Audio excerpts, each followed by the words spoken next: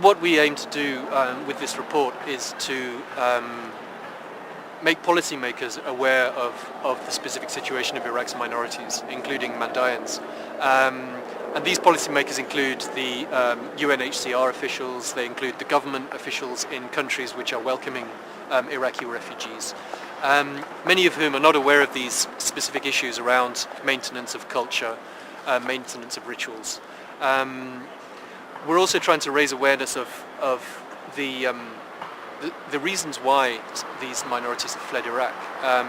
Mandayans, for example, are persecuted in a very specific way because they are Mandayans. They are considered to be, by many Iraqis, to be infidels because they're not Muslim. This is actually a false perception because, well, for a start, obviously, the whole idea of chasing somebody out of your country because they don't have the same faith as you is obviously reprehensible, but even the Quran actually says that Mandayans are so-called people of the book, which means that Muslims are supposed to respect their religion and welcome them in their country.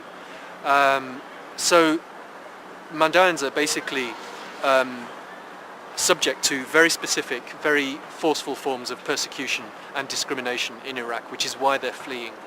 And because their community is so small, and because numbers are dwindling in Iraq, it's really impossible, it's very difficult for them to return to Iraq. There is actually nowhere in Iraq where Mandayans can call a safe haven. There used to be a number of communities where there were concentrations of Mandayans, but those are increasingly dying out.